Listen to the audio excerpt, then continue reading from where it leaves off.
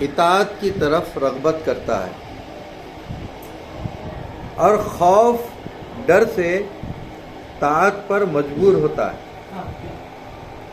لہذا حکم ہوا کہ تم کہو ایاک نعبد، تو گویا اب تک عبادت کی رغبت دلائی تھی، اب عبادت کا صریح حکم فرمایا۔ دوسرے اس طرح کہ حق تعالی نے اس سے پہلے اپنے 5 نام بیان فرمائے: اللہ، رب، رحمان، رحیم اور مالک۔ گویا یوں فرمایا کہ ہم نے تم کو پیدا فرمایا، لہذا ہم تمہارے اللہ ہیں، پھر تم کو پالا، لہذا ہم رب ہیں، تم نے گناہ کیے، ہم نے چھپائے، بس ہم رحمان ہیں، تم نے توبہ کی، ہم نے مغفرت فرمائی، لہذا ہم رحیم ہیں، تم ہمارے قبضے میں ہو اور جزا و سزا کا دن بھی آنے والا ہے، لہذا ہم مالک ہیں، بس اے بندے تو ہماری عبادت کر، اور عبادت کا مستحق وہی ہے جس میں یہ صفتیں ہوں، لہذا یہ کہو کہ اے اللہ ہم تیری ہی عبادت کرتے ہیں۔ تیسرے اس طرح کہ انسان کے 3 ہی حال ہیں: گزرے ہوئے، موجودہ اور آنے والے، اور تینوں حالوں میں انسان رب کا محتاج، کیونکہ جب موجود نہ تھا تو اس نے موجود کیا، جب کمانے کے قابل نہ تھا اس نے رزق دیا، اس کو لفظ اللہ اور رب نے بیان کیا، پھر موجودہ حالت میں ہر آن ہر طرح رب کے محتاج، اس کا ذکر رحمان اور رحیم میں فرمایا، اور پھر آئندہ قبر اور حشر میں رب ہی کے محتاج، اس کو بیان کیا۔ مالک یوم الدین نے تو ان آیات نے بتا دیا کہ اے انسان تو ہر حالت میں رب کا محتاج ہے۔ اب فرمایا گیا کہ جس کے کرم کی تجھ کو ہر وقت ضرورت تھی اور رہے گی، تو اسی کی عبادت بھی کر۔ اب تفسیر اس کی یوں علماء اکرام فرماتے ہیں کہ اس آیت میں کلام کی روش چند طرح بدل گئی۔ اولاً یہ کہ اب تک خدا کا ذکر اس کے ناموں سے تھا، اب اس کو خطاب کیا گیا۔ دوسرے، اب تک اللہ ہی کا ذکر تھا، اس آیت میں بندے کا بھی ذکر کیا گیا۔ تیسرے، اب تک رب تعالیٰ کی ہی صفات کا ذکر تھا، اب بندے کی صفات کا ذکر فرمایا، لیکن اس طرح کہ ایاک پہلے اور نعبد بعد میں۔ ایاک کو اس لیے پہلے رکھا تاکہ اس میں حصر کے معنی پیدا ہو، حصر کے معنی پیدا ہو جائے، یعنی ہم تیری ہی عبادت کرتے ہیں۔ نیز حق تعالی قدیم، ہمیشہ سے موجود، ہم حادث،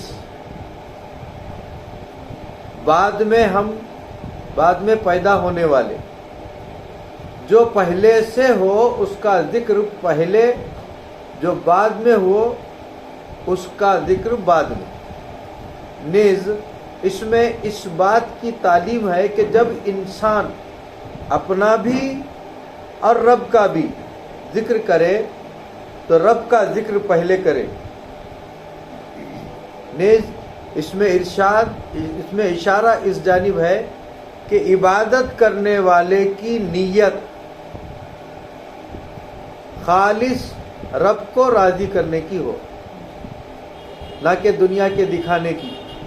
کیونکہ جو شخص ریا سے عبادت کرتا ہے وہ خدا کا عابد نہیں بلکہ اس کا عابد ہے جس کو دکھا رہا ہے۔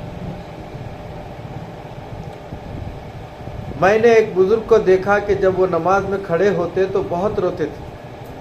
میں نے رونے کی وجہ دریافت کی۔ فرمانے لگے مجھے خبر نہیں کہ میں نماز پڑھنے میں جھوٹا ہوں یا سچا، کہ زبان سے تو کہہ رہا ہوں ایاک نعبد، اگر میرے قلب میں ذرہ بھر ریا ہوئی تو خدا کا حکم ہوگا کہ تو جھوٹا ہے۔ ارے کمبخت، مسجد میں کھڑے ہو کر نماز کی حالت میں میرے سامنے ہاتھ باندھ کر مجھ سے جھوٹ بول رہا ہے، کہ زبان سے کہتا ہے ایاک نعبد، ہم تجھ ہی کو پوجتے ہیں، اور دل میں کسی اور کی پوجا کر رہا ہے۔ اللہ تعالی ہم سب کو اس قول میں سچا کرے، آمین۔ خطاب کا صیغہ اس لیے لایا گیا تاکہ بندہ اس وقت اپنے رب کو حاضر ناظر جانے کہ گویا میں اس کو دیکھ رہا ہوں یا وہ مجھے دیکھ رہا ہے، اس لیے میں عرض کر رہا ہوں کہ ایاک نعبد، گویا کہ نمازی نماز شروع کرتے وقت رب سے غائب تھا، اور اب خدا کی صفتیں بیان کرنے کی برکت سے بارگاہ میں اس طرح حاضر ہو گیا کہ اس کو دیکھ رہا ہے اور اس سے کلام کر رہا ہے۔ نیز اب تک خدا کی صفتوں ہی کا بیان تھا اور اب عرض و معروض ہے۔ صفتوں کا بیان غائب کے صیغے سے اچھا ہوتا ہے اور عرض و معروض حاضر کے صیغے سے۔ ضروری نوٹ: نماز میں کسی کو خطاب کر کے کلام کرنا جائز نہیں۔ اگر کوئی ایسا کرے تو نماز جاتی رہے گی، سوائے اللہ کے اور اللہ کے محبوب علیہ الصلاۃ والسلام کے، اس طرح کہ یہاں کہتا ہے ایاک نعبد اور التحیات میں کہتا ہے السلام علیک ایھا النبی۔ اس سے معلوم ہوتا ہے کہ نمازی جس طرح اللہ کو حاضر و ناظر جانے، اسی طرح اس کے محبوب صلی اللہ علیہ وسلم کو حاضر و ناظر جانے، اور جس طرح رب کو راضی کرنے کی نیت کرے ایسے ہی اس کے محبوب علیہ الصلاۃ والسلام کو۔ اسی لیے صحابہ اکرام نے عین حالت نماز میں حضور علیہ الصلاۃ والسلام کا ادب کیا ہے۔ نعبد عبد سے بنا ہے، جس کے لغوی معنی ہیں اظہار عجز۔ اسی لیے عام راستے کو عربی محاورے میں طریق اور معبد کہتے ہیں، کیونکہ وہ ہر ایک کے پیر کے نیچے آتا ہے، ہر ایک کے پیر کے نیچے آتا ہے۔ اصطلاح شریعت میں یہ عبادتن سے بنا ہے یا عبودہ سے۔ عبادت کے معنی عابد بننا اور عبودیت کے معنی عبد بننا۔ یا تو یہ معنی ہوئے کہ ہم تیری ہی عبادت کرتے ہیں، یا یہ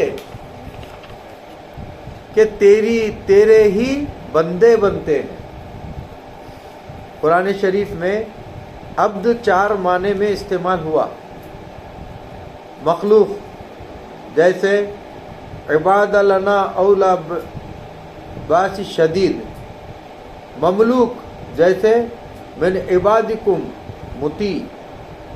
ایک تو عباد لنا اولا یعنی باس، شدید مملوک جیسے من عبادکم مطیع جیسے۔ ایک تو باس شدید ایک ہے اور ایک ہے مطیع، اطاعت کرنے والا۔ انہ کان عبدا شکورا، فنا فی اللہ جیسے۔ اسرا بعبدہ، مخلوق کا سب سے بڑا کمال عبدیت ہی ہے۔ اس لیے کلمہ طیبہ میں عبدہ و رسولہ ہے۔ اللہ کا بندہ صحیح ہونے کے دو رکن ہیں، دل اغیار سے خالی ہو کر یار کا کاشانہ ہو۔ اس محاورے کو لکھ لو، نوٹ کر لو۔ اللہ کا بندہ صحیح ہونے کے دو رکن ہیں، اللہ کا بندہ صحیح ہونے کے لیے دو رکن ہیں، دل اغیار سے خالی ہو، دل اغیار سے خالی ہو کر یار کا کاشانہ ہو، یار کا کاشانہ ہو، اس کی فرما برداری میں لذت محسوس کرے، اس کی فرما برداری میں لذت محسوس کرے۔ ایک شرط ہے کہ اللہ کے پیاروں سے دلی محبت رکھے، اللہ کے پیاروں سے دلی محبت رکھے، عالموں سے علم کا، عالموں سے علم، کاتبوں سے کتابت، شاعروں سے شعر ملتے ہیں۔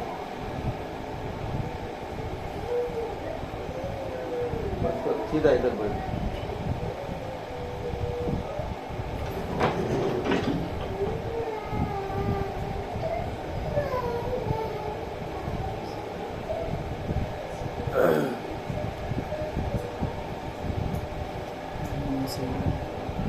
اللہم صلی علی سیدنا شفینا مولانا محمد وعلی آلہ صلی علی سیدنا شفینا مولانا محمد بارک وسلم۔ اور نوٹ کی ہی عبارت سے پھر شروع، دل اغیار سے خالی ہو کر یار کا کاشانہ ہو، اس کی فرما برداری میں لذت محسوس کرے۔ ایک شرط ہے کہ اللہ کے پیاروں سے دلی محبت رکھے، عالموں سے علم، کاتبوں سے کتابت، شاعروں سے شعر ملتے ہیں، بندوں کی صحبت سے بندگی ملتی ہے۔ عبادت کے اصطلاحی معنی یہ ہے کہ کسی کو خالق یا خالق کا حصے دار مان کر اس کی اطاعت کرنا، جب تک کہ یہ نیت نہ ہو تب تک اسے عبادت نہیں کہا جائے گا۔ پھر سناؤ وہ جملہ۔ عبادت کے اصطلاحی معنی، عبادت کے اصطلاحی معنی یہ ہے کہ کسی کو خالق یا خالق کا حصے دار مان کر اس کی اطاعت کرنا، جب تک کہ یہ نیت نہ ہو تب تک اسے عبادت نہیں کہا جائے گا۔ ٹھیک ہے۔ اب بت پرست بت کے سامنے سجدہ کرتا ہے اور مسلمان کعبے کے سامنے، وہاں بھی پتھر ہی ہیں لیکن وہ مشرک ہے اور ہم موحد۔ ہندو اپنے دیوتاؤں رام چندر وغیرہ کو مانتا ہے، مسلمان نبیوں ولیوں کو، پھر کیا وجہ کہ وہ مشرک ہو گیا اور یہ موحد رہا؟ پیارا نقطہ ہے نا۔ لوگ آج کل اس کی جو ہے تشبیہ دے رہے ہمارے کو بھی ان کی طرح بت پرست سمجھ رہے۔ فرق یہی ہے کہ وہ انہیں الوہیت میں حصے دار مانتا ہے۔ وہ جو بت پرست ہے وہ انہیں الوہیت میں حصے دار مانتا ہے۔ ہم مسلمان نبیوں ولیوں کو اللہ کا خاص بندہ مانتے ہیں۔ ہم بندے ہیں لیکن اللہ کے خاص ہیں، اللہ کے خاص ہیں۔ بہرحال عبادت میں یہ قید ہے کہ جس کی اطاعت کرے اس کو اپنا خالق مانے، جس کی اطاعت کرے اس کو اپنا خالق مانے۔ عبادت بہت سی قسم کی ہے، نماز، روزہ، حج، زکوٰۃ، بلکہ یوں سمجھو کہ جو جائز کام بھی رب کو راضی کرنے کی نیت سے کیا جائے وہ عبادت ہے۔ یہاں تک کہ آدمی رب کو راضی کرنے کے لیے اپنے بچوں کو پالے، یہ بھی عبادت ہے۔ اور اس میں ثواب ملتا ہے۔ یہ کلمہ ان سب کو شامل ہے۔ اسی طرح اس طرح بندہ بننے کی بہت سی صفتیں ہیں۔ رب کی رضا میں راضی رہنا، اس کی نعمت پر شکر کرنا، اس کی بلا پر صبر کرنا، اپنے عقائد درست کرنا، غرض کے اپنے میں بندوں کے سے صفات پیدا کرنا۔ یہ سب معنی بھی اسی کلمے میں آ گئے۔ نعبد کو جمع کے صیغے سے فرمایا۔ اس میں اشارہ اس طرف ہے کہ اے اللہ، میں تیری بارگاہ میں اکیلا حاضر نہیں ہوا اور نہ صرف اپنی عبادت لایا۔ جمع کا صیغہ ہے نعبد، ہم، میں نہیں ہے، نعبد، صرف اپنی عبادت میں نہیں لایا بلکہ تیرے سب بندوں کے ساتھ ہوں، تیرے سب بندوں کے ساتھ ہوں، جن میں انبیاء، اولیاء، صالحین سبھی نے نماز پڑھی ہے نا، ہم سب کے ساتھ سب ہیں۔ اگر میری عبادت قابل قبول نہ ہو تو ان کے طفیل قبول فرما لے، کیونکہ جو موتی خریدتا ہے وہ ڈورے کو واپس نہیں کرتا۔ موتی جس میں ڈال کے دیتے نا پیکنگ، موتی لے لے کے پیکنگ نہیں پھینکتا، پھر واپس نہیں کرتا، انہیں اس کے ساتھ ہی لیتا۔ فقہا فرماتے ہیں کہ جو شخص خراب اور عمدہ مال ملا کر فروخت کرے تو خریدار یہ نہیں کر سکتا کہ اچھالے، خریدار یہ نہیں کر سکتا کہ اچھا لے لے اور برا واپس کر دے، بلکہ وہ کل لے لے گا۔ لاٹ کی لاٹ اٹھاتا تو 100 باتیں اس میں ہے نا، یا کل واپس کرے، یعنی پورا لے لے یا تو پورا واپس کر دے۔ اور ہر ایک کی عبادت بارگاہ الہی سے واپس نہیں ہوتی، تو نیکوں کے طفیل امید ہے کہ ہم بدوں کی بھی وہاں رسائی ہو جائے۔ مسئلہ، اگر کوئی شخص رب کی عبادت اکیلا ہی کرے، جب بھی یہ سمجھ کر کرے کہ مجھ سے پہلے بہت سے مقبول بندے اس کام کو کر گئے ہیں اور اب بھی کر رہے ہوں گے، میں اپنے کو ان میں شامل کرتا ہوں۔ مثلا ایک آدمی نیت خیر سے یہ سمجھ کر اپنے بچوں کو پالتا یا نوکری کرتا ہے کہ یہ رب کا حکم ہے، تو اس کا یہ کام عبادت ہے۔ اس وقت یہ نیت کرے کہ حضور نبی کریم صلی اللہ علیہ وسلم نے بھی اپنے اہل و عیال کی پرورش فرمائی، اور دیگر انبیاء اکرام، اولیاء اللہ نے بھی رزق حاصل کرنے کے لیے بہت سے ذریعے اور پیشے اختیار کیے، میں بھی انہی کی اتباع میں یہ کام کر رہا ہوں۔ اس لیے جمع کا صیغہ یہاں بھی صادق ہے۔ حضور صلی اللہ تعالی علیہ وسلم نے دنیاوی کاموں کو خود کیا تاکہ یہ کام سنت بن جائے۔ یوں ہی اگر کوئی شخص تنہا نماز پڑھ رہا ہے تو وہ بھی یہی کہے گا کہ ایاک نعبد، کیونکہ ہزاروں بندے اس سے پہلے یہ عبادت کر چکے اور ہزاروں اب بھی کر رہے ہوں گے، نیز اس کے ساتھ ہی فرشتے بھی حق تعالیٰ کی عبادت کرتے ہیں، لہذا یہ دیکھنے میں اگرچہ اکیلا معلوم ہوتا ہے لیکن حقیقت میں بہت سو کے ساتھ ہے۔ اس لیے اگر ایک آدمی کو سلام کرتے ہیں تو بھی السلام علیکم، یعنی تم سب پر سلام، السلام علیکم ہی کہتے ہیں، کیونکہ اس کے ساتھ فرشتے بھی ہیں۔ جس آدمی کو ہم سلام کر رہے ہیں، ہر آدمی کے ساتھ 5 فرشتے ضرور ہوتے ہیں۔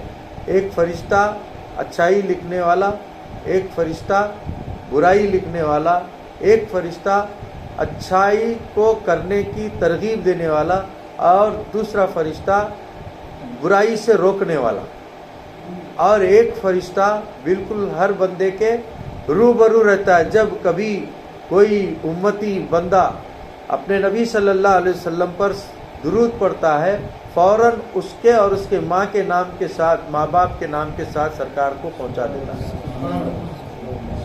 5 فرشتے ہوتے ہیں۔ جب کوئی بندہ سلام کرتا ہے تو اس کے ساتھ ہی فرشتوں کو بھی پہنچتا ہے، کیونکہ اس کے ساتھ فرشتے بھی ہیں۔ جب کوئی سلام کرے اور اس کا جواب دے تو وہ فرشتے بھی اس کے ساتھ اس کا جواب دیتے ہیں، سلامتی کا، وعلیکم السلام، تو بھی سلام۔ یعنی ہم سلام کرنا ہم پر سنت ہے تو جواب دینا واجب ہے۔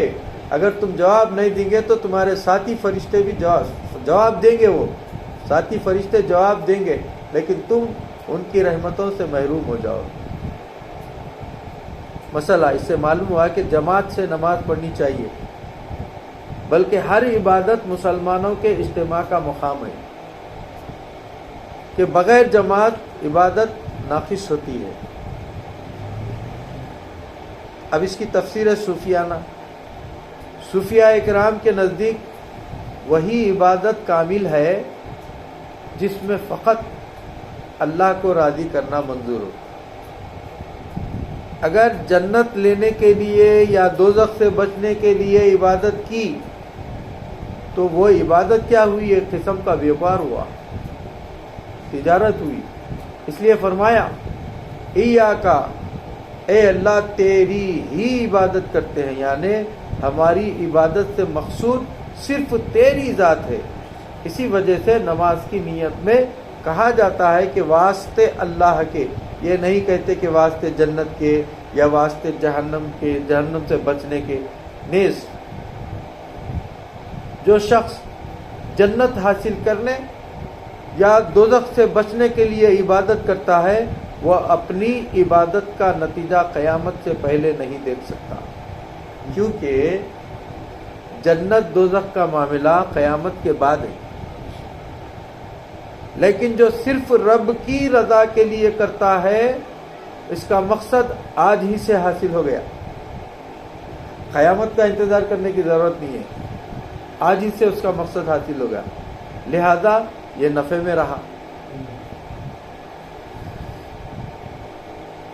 اب عبادت کی روح کیا ہے؟ یہ ہے کہ انسان غرور، تکبر سے سرور، خوشی کی طرف منتقل ہو جائے، یعنی غرور سے سرور کی طرف آئے اور دنیا کی تاریکی سے نکل کر حق کے نور اور مشاہدہ جمال میں پہنچ جائے، کیونکہ دنیا اور دنیا کی چیزیں ایک اندھیرا ہے اور دین نور ہے۔ دنیا میں بے چینی ہے اور عبادت میں چین ہے۔ قرآن کریم فرماتا ہے کہ اے محبوب، ہم جانتے ہیں کہ کفار کی باتوں سے آپ کے دل کو دکھ پہنچتا ہے، اس کا علاج یہ ہے فَسَبِّحْ بِحَمْدِ رَبِّكَ وَكُن مِّنَ السَّاجِدِينَ وَاعْبُدْ رَبَّكَ حَتَّى يَأْتِيَكَ الْيَقِينُ۔ معلوم ہوا کہ عبادت دنیا کی تکلیفوں کا علاج ہے، لہذا جس عبادت میں یہ بات نہ ہو وہ بالکل بے جان ہے۔ جس چیز سے اپنا پیارا راضی ہو وہ عبادت ہے، اور جس سے وہ ناراض ہو وہ کام گناہ ہے۔ حضرت علی رضی اللہ تعالیٰ عنہ کے لیے خیبر کے دن حضور صلی اللہ تعالیٰ علیہ وسلم کی نیند پر نماز قربان کر دینا عین عبادت تھی۔ اگر نماز چھوڑنے میں اس کی رضا ہے تو چھوڑنا عبادت ہے، اور پڑھنے میں اس کی رضا ہے تو پڑھنا عبادت ہے نا۔ آفتاب نکلتے وقت نماز پڑھنا گناہ کیوں ہے؟ اس لیے کہ اس میں اللہ و رسول راضی نہیں۔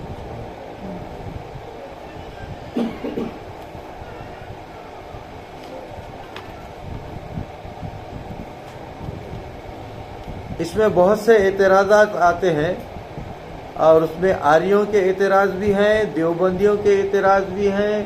کیا ان اعتراض کو سامنے لانا ضروری ہے؟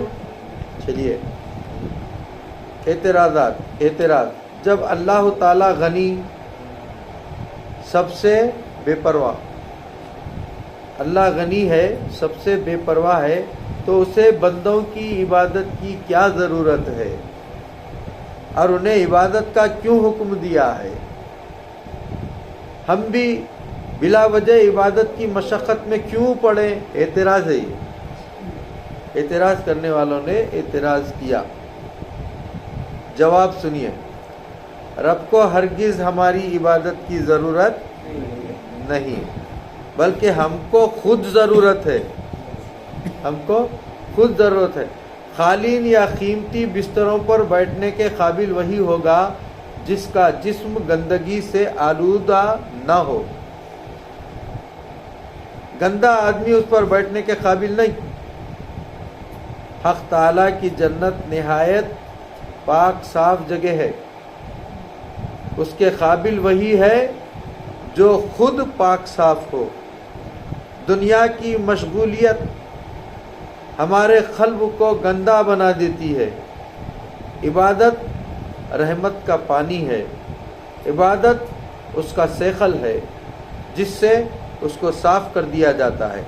اگر عبادت سے صفائی نہ ہوتی رہے تو آخر کار یہ آئینہ بالکل سیاہ کالا ہو کر کسی قیمت کے قابل نہ رہے۔ نیز دشمنوں میں گھرا ہوا انسان جب ہی محفوظ رہ سکتا ہے جب یا تو وہ خود ہی قدرت والا ہو یا کسی قدرت والے کو پکڑے۔ ہم کمزور ہزاروں دشمنوں میں پھنسے ہوئے ہیں، شیطان، نفس امارہ، دنیا کی الجھنیں، برے یار وغیرہ۔ ضرورت ہے کہ قدرت والے حق تعالیٰ کے ساتھ اپنا تعلق قائم رکھیں، اور یہ عبادت تعلق ہی ہے۔ نیز پردیسی کو اپنے دیش کے ذکر سے چین ملتا ہے، ہماری روح پردیسی ہے، عبادت میں اس کے وطن کا ذکر ہے، اس لیے اس کو اس سے چین ملتا ہے۔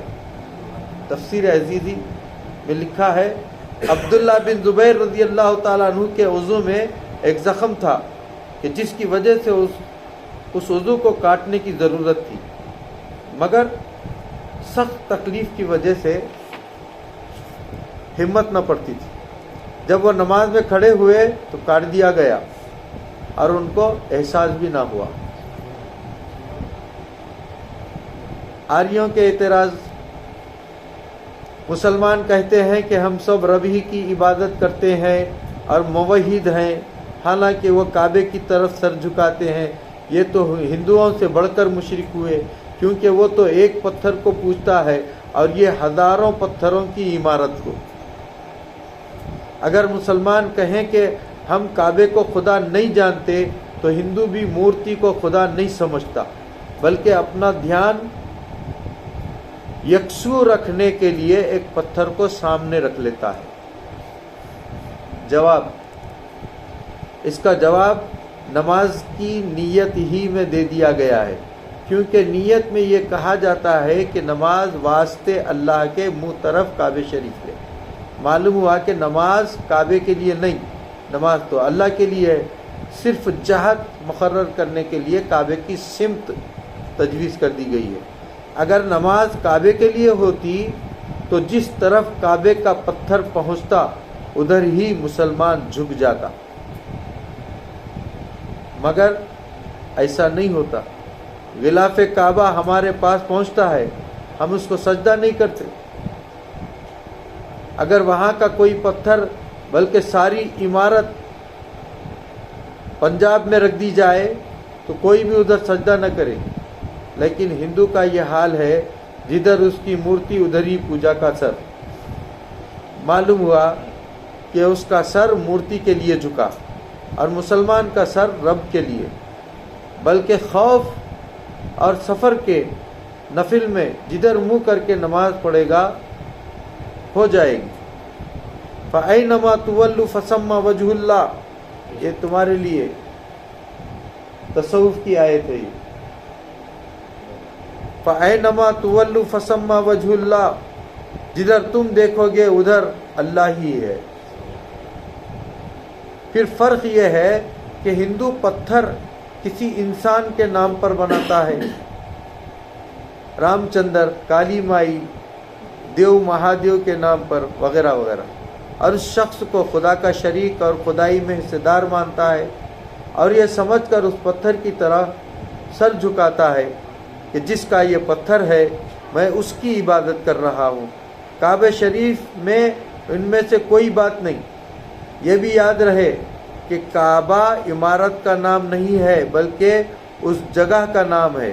اگر وہاں کوئی عمارت بھی نہ ہو تو بھی نماز میں اسی طرف ہی منہ کر کے پڑھوں گا، منہ کیا جائے گا۔ یہ عمارت تو اس جگہ کا نشان ہے۔ جب پہاڑ پر اور تہہ خانوں میں نماز پڑھتے ہیں، اس حالت میں اس عمارت کا کوئی بھی حصہ سامنے نہیں ہوتا۔ دوسرا اعتراض، چاہیے کہ تم آریوں کی عبادت کو صحیح مانو، کیونکہ یہ کسی مورتی کی پوجا نہیں کرتے، صرف رب کا نام لیتے ہیں، اور تم بھی رب ہی کا نام لیتے ہو۔ مقصد تو رب کو یاد کرنا ہے، جس طرح چاہو یاد کر لو۔ جواب، عبادت وہی سچی ہے کہ جس کی تعلیم حق تعالیٰ کی طرف سے نبیوں کے ذریعے دی گئی ہو۔ اپنی عقل کی تجویز کی ہوئی کوئی عبادت نہیں۔ مسلمان جو بھی عبادت کرتا ہے وہ رب تعالیٰ کی بنائی ہوئی، نبیوں کی بتائی ہوئی، لہذا صحیح ہے۔ آریہ وغیرہ کی عبادت عقل سے سوچی ہوئی، اپنی طرف سے بنائی ہوئی، لہذا وہ کچھ بھی کرے غلطی کرتا ہے۔ شاہی قانون کی پابندی اشد ضروری ہوتی ہے۔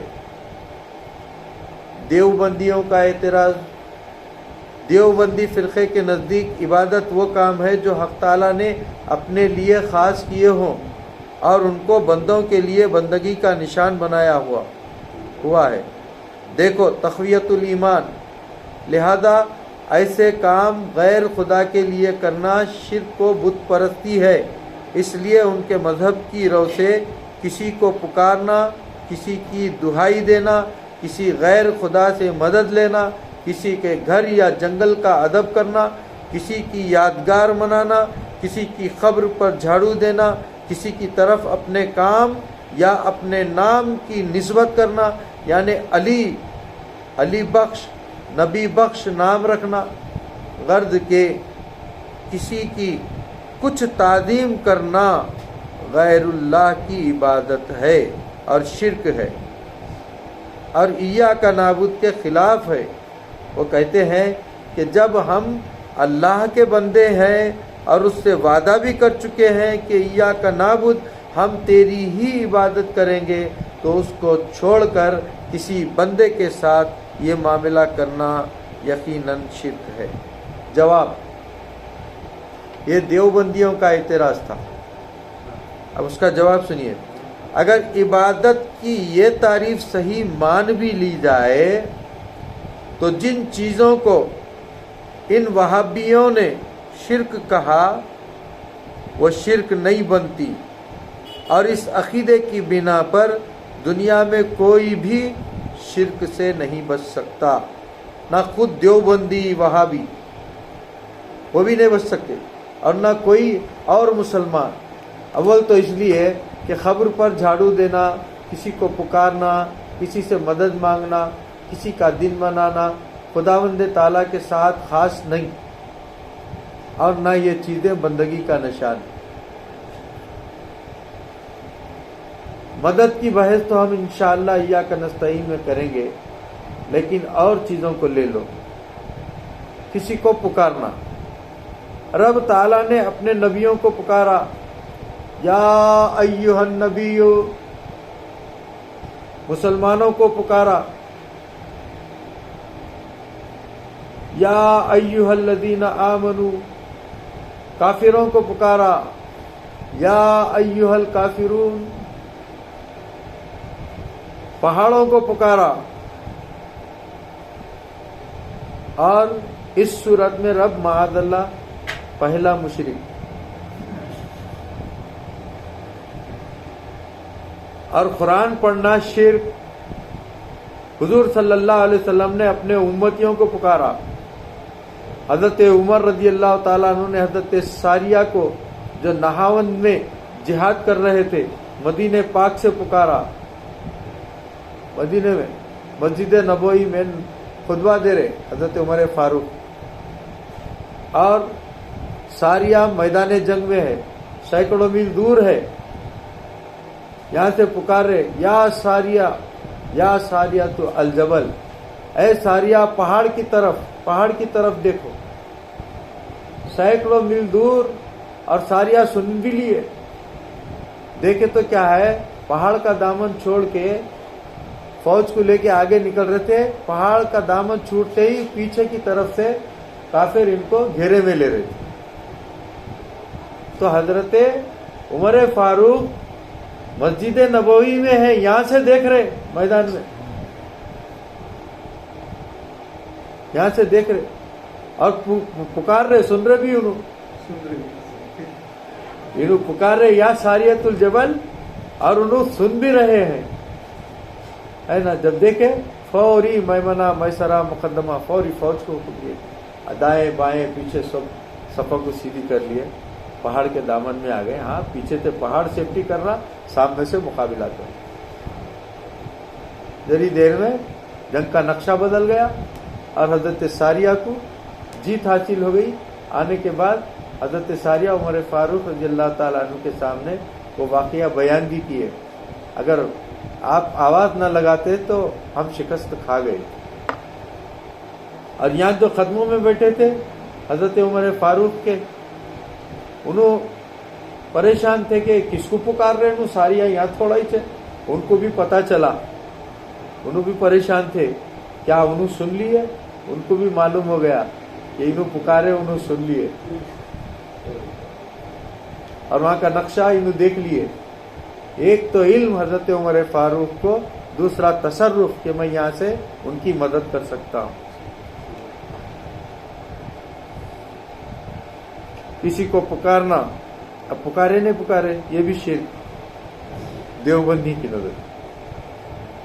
حضرت عمر رضی اللہ تعالیٰ نے حضرت ساریہ کو جو نہاون میں جہاد کر رہے تھے مدینہ پاک سے پکارا۔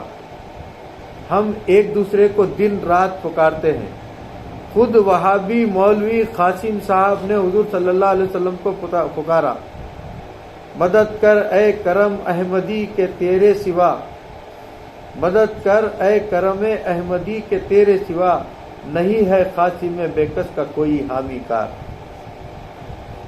پکار رہے نہیں پکار رہے، ان کا ہی شعر ہے، یعنی اپنی ہی تلوار سے اپنا ہی گلا ناپ رہے۔ غرض کے پکارنے کو شرک کہنا عجیب حماقت، اور کسی کی یادگار منانا بھی خدا کے ساتھ خاص نہیں، نہ خدا کسی کی یادگار مناتا ہے اور نہ کوئی شخص خدا کی یادگار منائے۔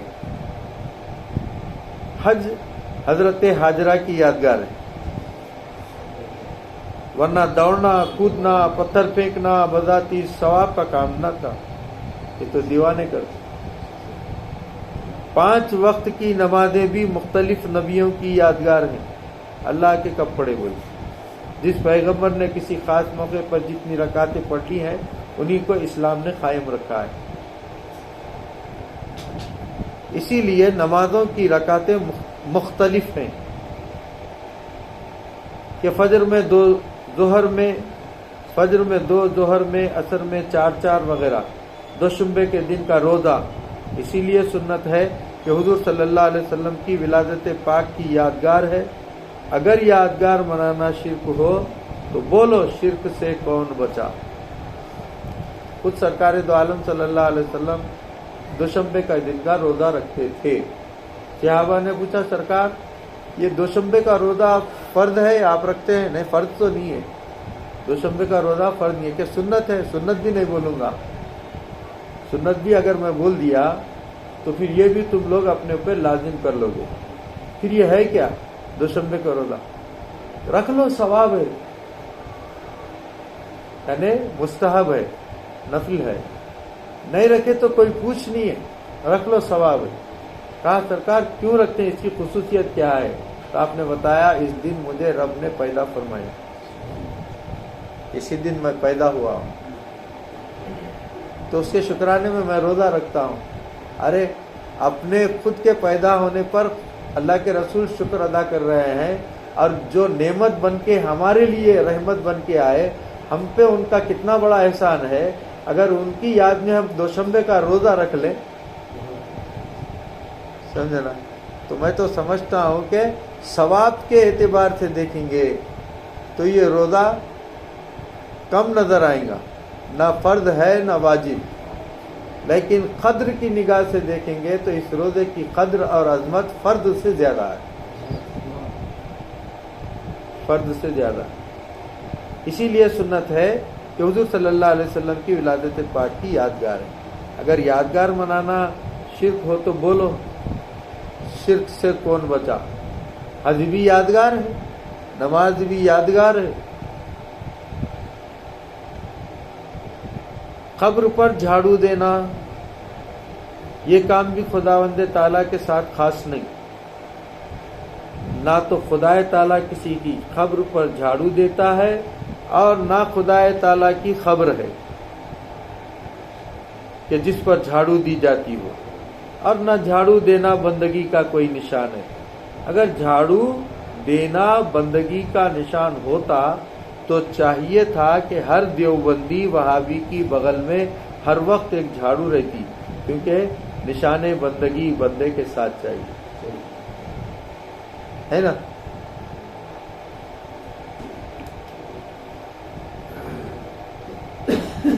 دن مقرر کرنا یہ بھی شرک نہیں، کیونکہ حج کے لیے دن مقرر، نماز کے لیے وقت مقرر، روزوں کے لیے مہینہ مقرر، شادی بیاہ کے لیے تاریخیں مقرر، مدرسہ دیوبند کے امتحان اور تعطیل اور چھٹی کے وقت، نصاب تعلیم، غرض کے ہر چیز مقرر۔ تو بتاؤ شرک سے کون بچا؟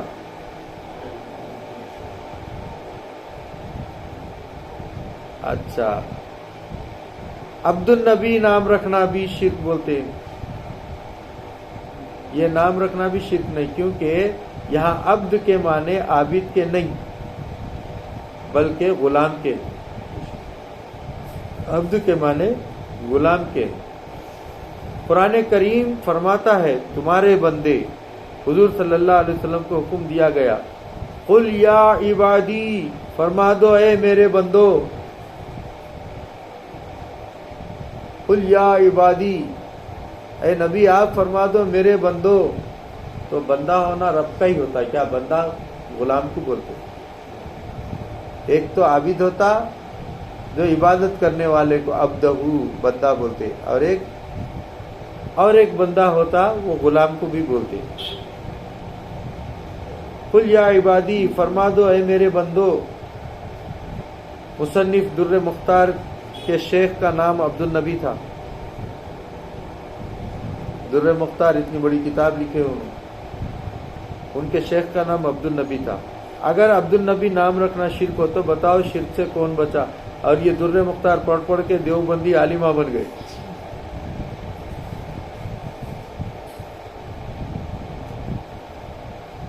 غرض کہ یہ عبادت کے نہایت بےہودہ معنی ہیں۔ عبادت کے معنی ہیں اپنے انتہائی عجز کا، عاجزی کا اظہار، اور انتہائی عجز جب ہی ہوگا جب عاجز اپنے کو اس کا بندہ اور اس کو اپنا خالق یا خالق کا حصے دار مانے گا۔ اعتراض مشرکین عرب، اعتراض اور ایک اعتراض سنیے، مشرکین عرب اپنے معبودوں کو خدا نہیں مانتے بلکہ ان کو خدا کا بندہ اور خدا تک پہنچنے کا ذریعہ سمجھتے تھے۔ چنانچہ کہتے تھے کہ ہم ان کو اس لیے پوجتے ہیں کہ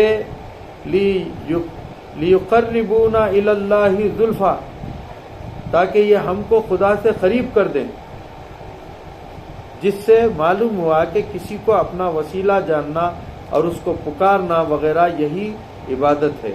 اسی وجہ سے وہ لوگ مشرک قرار دیے گئے۔ تو تم بھی وہی کر رہے بول رہے ہو ہمارے، ٹھیک ہے۔ جواب، اس اعتراض کے دو جواب ہیں۔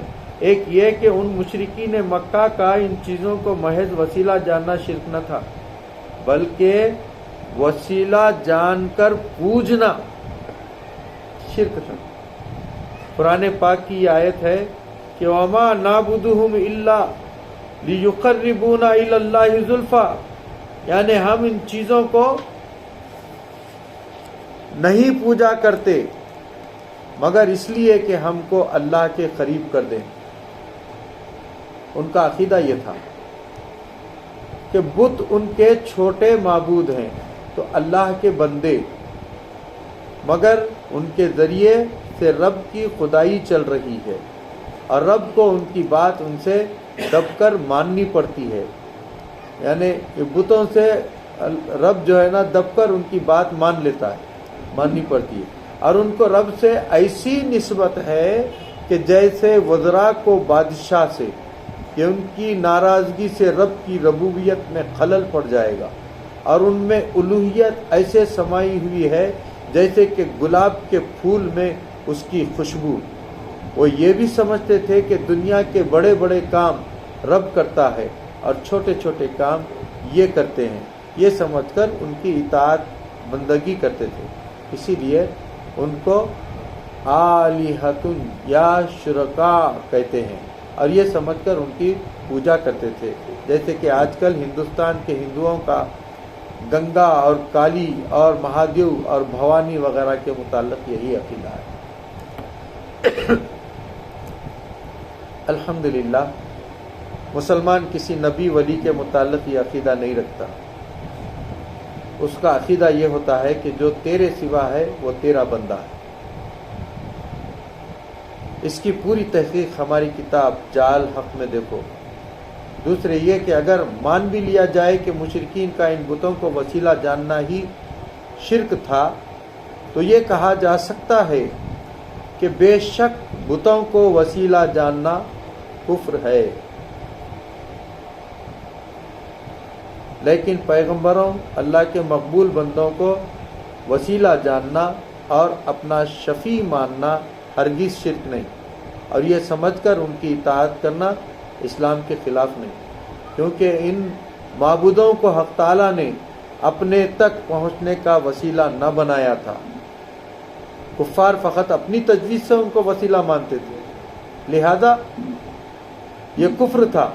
और अंबिया और नेक बंदों को हक़ ताला ने वसीला बनाकर भेजा है, वसीला बनाकर भेजा है। ये इंतखाब इलाही से मुंतखब हैं, लिहाजा इनको वसीला जानना ऐन ईमान है। जैसे कि बादशाह की रियाया, बादशाह के मुकर्रर किए हुए अहकाम को अपना वसीला या मददगार जाने, ये बगावत नहीं बल्कि बादशाह की मर्जी के मुताबिक है। लेकिन अगर रियाया किसी को खुद अपनी तरफ से हाकिम मुकर्रर करके उसको अपना मददगार जाने, अब बागी हो गई, क्योंकि शाही इंतखाब वालों को छोड़कर अपने इंतखाब पर अमल किया। देखो, काबा मुअज़्ज़मा की तरफ हर मुसलमान सजदा करता है, लेकिन अगर कोई खुद अपनी तरफ से काबा बना ले, जैसे कि सिंध के एक बेदीन ने किया, और उधर सजदा करना शुरू कर दे, तो यकीनन वो काफिर है। फ़र्क क्या हुआ? ये दोनों सजदे तो रब ही को कर रहे हैं।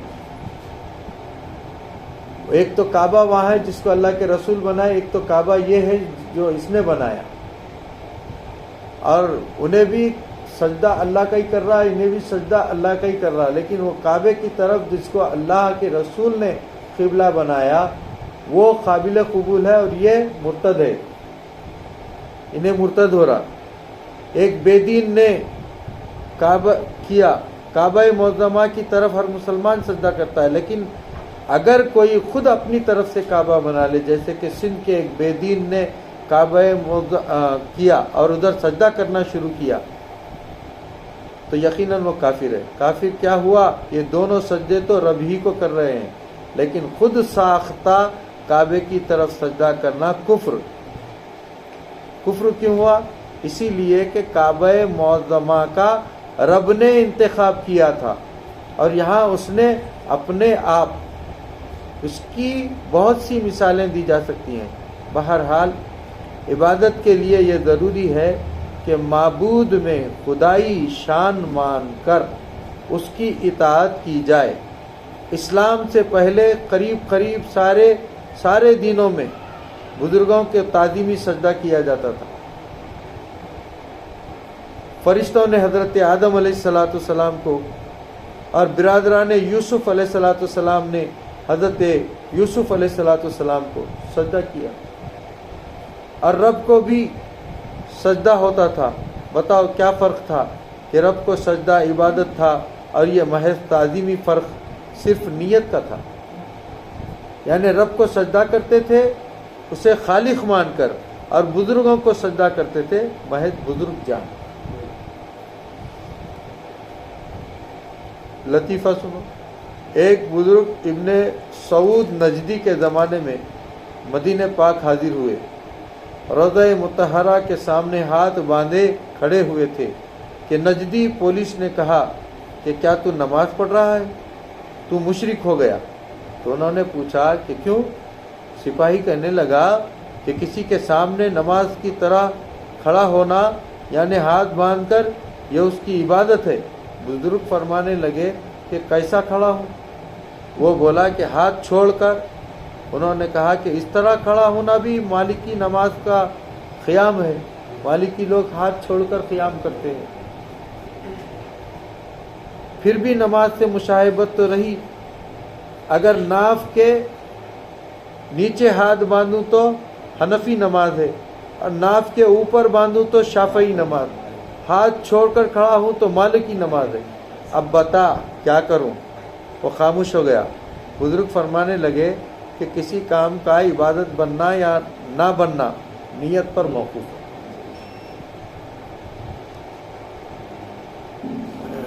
ایاک نستعین، 1 گھنٹہ ادھر ہوا، 1 گھنٹہ ایاک نستعین۔ ایاک نعبد سنے لیجیے، تھوڑا پانی پلاؤں۔ ایاک نستعین، اور تجھ ہی سے مدد چاہیں، اور تجھ ہی سے ہم مدد چاہیں۔ تعلق،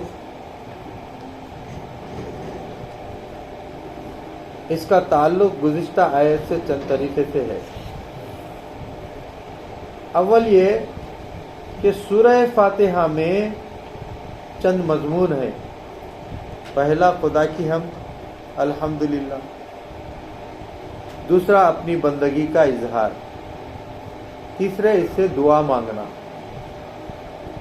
اس سے پہلے 2 مضمون بیان ہو چکے ہیں، اب تیسرا شروع ہوتا ہے۔ مگر چونکہ دعا کے لیے ضروری ہے کہ کسی وسیلے سے کی جائے، اس لیے اس سے پہلے عبادت کا ذکر ہوا اور بعد میں دعا کا، یعنی اے اللہ ہم تیری عبادت کرتے ہیں۔ اللہم صلی علی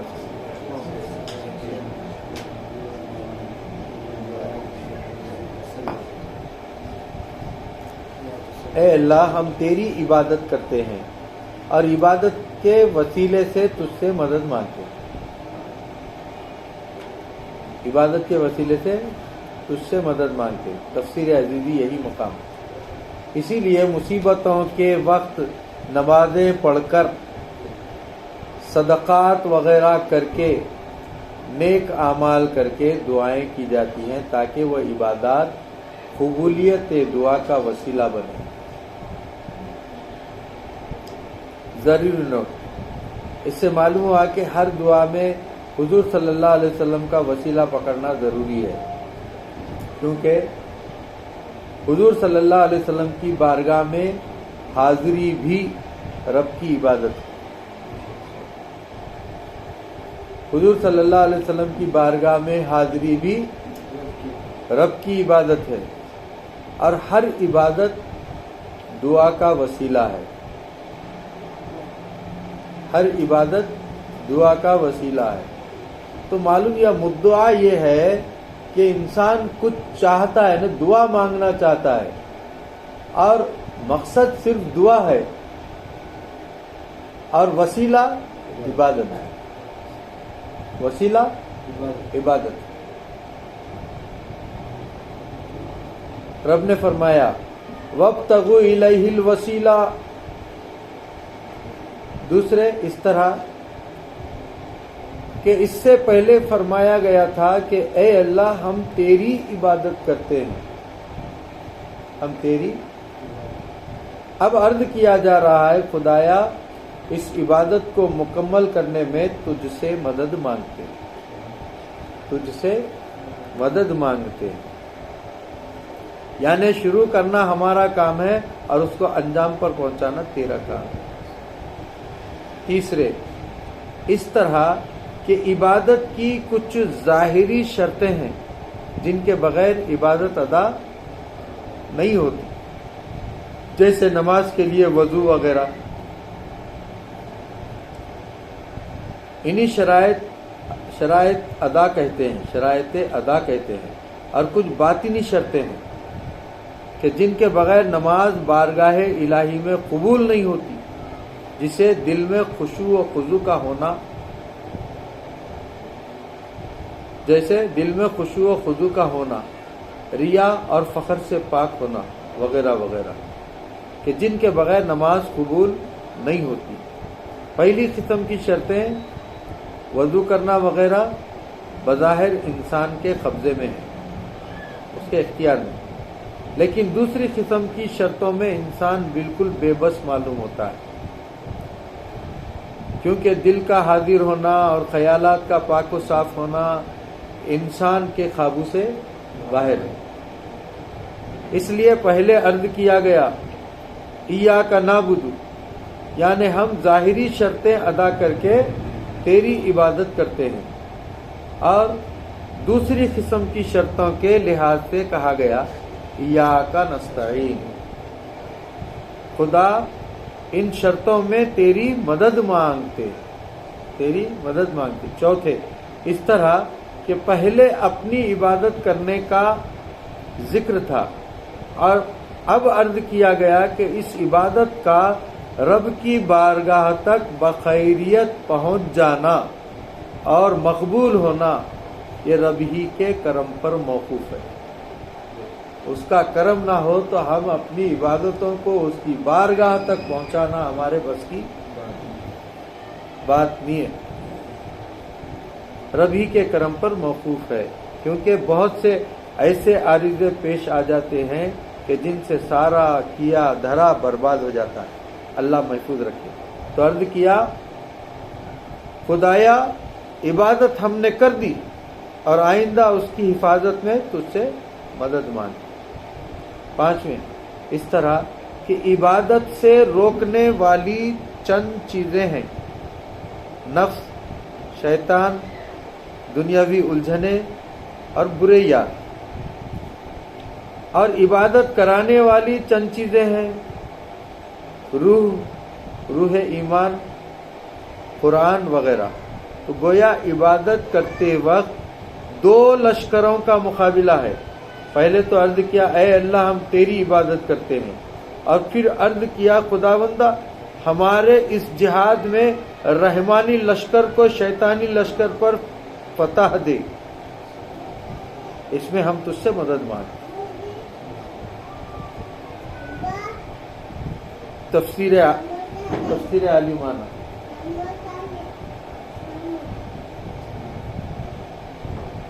अब तफसीर आलिमाना समाअत फरमाए।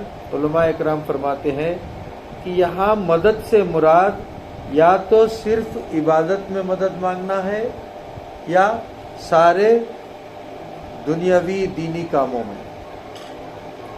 दूसरे माने ज्यादा मुनासिब हैं।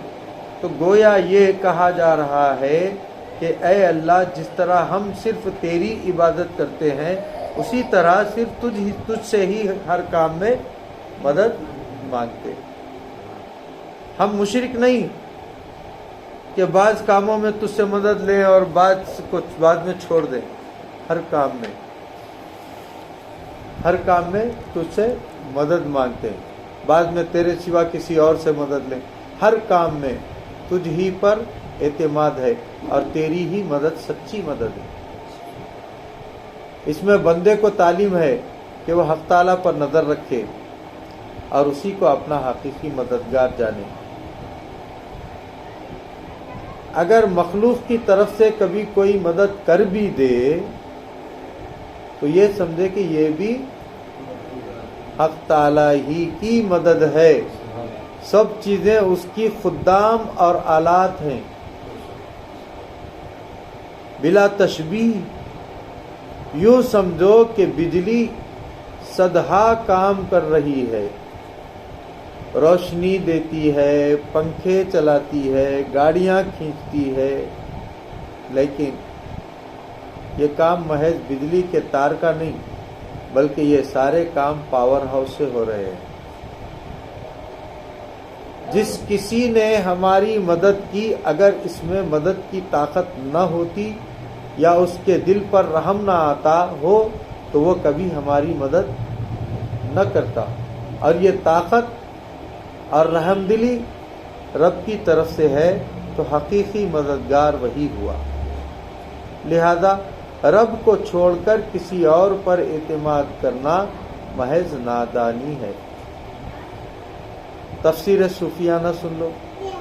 صوفیہ اکرام فرماتے ہیں کہ ایک درجہ ہمارے یہاں وہ بھی ہے کہ وہاں پہنچ کر انسان ظاہری اسباب پر بھی نظر نہیں رکھتا، بلکہ بعض موقعوں پر حق تعالیٰ سے بھی اپنی زبان سے عرض حال نہیں کرتا۔ سمجھ میں آ رہا؟ پھر ایک بار یہ فقرہ سن لو، دھیان ادھر ادھر بھٹک گیا تھا۔ صوفیہ اکرام فرماتے ہیں کہ ایک درجہ ہمارے یہاں وہ بھی ہے کہ وہاں پہنچ کر انسان ظاہری اسباب پر بھی نظر نہیں رکھتا، بلکہ بعض موقعوں پر حق تعالیٰ سے بھی اپنی زبان سے عرض حال نہیں کرتا، زبان سے کچھ نہیں بولتا، تاکہ یہ دعائیہ الفاظ بھی آڑ نہ ہو جائیں۔ حضرت ابراہیم علیہ السلام جب نمرودی آگ کی طرف چلے تو حضرت جبرائیل علیہ السلام نے عرض کیا کہ کچھ آپ کو حاجت ہے؟ اللہ کا حاجت یا ابراہیم؟ تو فرمایا تم سے کچھ نہیں، حضرت جبرائیل علیہ السلام نے عرض کیا کیا رب ہی سے عرض کیجئے، فرمایا حسب من السؤال علم بحالی، یعنی وہ خود جانتا ہے، اس کا جاننا کافی ہے، پھر میری عرض کی کیا ضرورت؟ سبحان اللہ۔ یہ وہ حالت ہے کہ جس میں دعا مانگنے سے بھی گریز ہے۔ اس طرف اشارہ کیا جا رہا ہے وَإِيَّاكَ نَسْتَعِينُ، ہم تجھ ہی سے مدد مانگتے ہیں۔ خیال رہے کہ اولیاء اکرام کی یہ حالت ہر وقت نہیں ہوتی، ہمیشہ اس میں نہیں رہتے۔ اگر درویش برحال بمانندے، سردست از دو عالم برفشان دے، جب وقت امتحان ہو تو دعا نہ مانگنا، امتحان کا وقت ہو، جب وقت امتحان ہو تو دعا نہ مانگنا، اور راضی برضا رہنا عبادت ہے۔ اسی لیے امام حسین رضی اللہ تعالیٰ عنہ کے لیے کسی نے دعا نہ کی کہ خدایا کربلا کی مصیبت ان سے ٹال دے، اور جب بندگی کے اظہار کا وقت ہو تو ہر چیز رب سے مانگو، یہاں تک کہ جوتے کا تسمہ بھی اس سے مانگو، کیونکہ بندے کا کام مانگنا ہی ہے۔ تفسیر کبیر اور روح البیان شریف نے اسی مقام پر فرمایا کہ حضرت خلیل علیہ السلام نے جب ایاک نستعین پر عمل کیا تو ان پر نمرودی آگ گلزار بنا دی گئی۔ تو جو مسلمان یہ عرض کرے تو انشاءاللہ جہنم کی آگ اسے نقصان نہ پہنچا سکے گی، بلکہ جب مومن صراط سے گزرے گا تو نار پکارے گی کہ تیرا نور ایمانی مجھے بجھا دیتا ہے۔ ایک وقت جنتی مسلمان گناہگار مسلمانوں کو نکالنے کے لیے جہنم میں جائیں گے، ان پر آگ اثر نہ کر سکے گی۔ اب دیوبندیوں کے اعتراض. سوال: جب تم نے تلاوت قرآن پاک میں رب سے یہ وعدہ کر لیا ہم تجھ ہی سے مدد مانگیں گے، ہم تجھ سے مدد مانگتے ہیں، تو نبیوں اور ولیوں سے کیوں مدد مانگتے ہو؟ یہ شرک ہے. جواب: انبیاء اولیاء سے امداد لینا حقیقت میں رب ہی سے امداد لینا ہے، کیونکہ اس کی امداد دو طرح کی ہے، بالواسطہ بلا واسطہ. اللہ کے بندوں کی مدد رب کے فیضان کا واسطہ ہے. قرآن کریم نے غیر خدا سے امداد لینے کا خود حکم فرمایا، چنانچہ ارشاد فرماتا ہے استعینوا بالصبر والصلاۃ. مسلمانوں مدد لو صبر و نماز سے. صبر و نماز بھی غیر خدا ہیں، یہ خدا نہیں ہوتے. نیز فرماتا ہے ان تنصروا اللہ ینصرکم، اگر تم اللہ کے دین کی مدد کرو گے تو اللہ تعالیٰ تمہاری مدد کرے گا. تو رب تعالیٰ تو غنی ہو کر بندوں سے مدد طلب کرتا ہے. تو فقیر ہو کر، تو محتاج ہو کر کسی بندے سے مدد مانگے تو کیا برائی ہے؟ نیز حضرت ذوالخیرنین کا قول نقل فرماتا ہے اعینونی بقوہ، تم لوگ میری مدد کرو اپنی قوت سے. حضرت عیسیٰ علیہ السلام نے فرمایا من انصاری اللہ، میرا مددگار کون ہے؟ اللہ کی طرف. نیز قرآن کریم نے فرمایا وَتَعَاوَنُوا عَلَى الْبِرِّ وَالتَّقْوَىٰ، یعنی ایک دوسرے کی مدد کرو بھلائی اور پرہیزگاری میں. پر غرض کے قرآن کریم نے جگہ جگہ غیر خدا سے مدد لینے کا حکم فرمایا. صحابہ اکرام کی ایک جماعت کا نام ہے انصار، جس کے معنی ہے مددگار. اگر غیر خدا سے مدد لینا شرک ہو تو یہ نام ہی مشرکانہ ہوا. مہاجر اور انصار جو ہجرت کر کے مدینہ آئے تھے وہ مہاجر تھے، اور جو مدینے والے تھے ان کی مدد کرے تھے ان کو انصار بولتے ہے نا.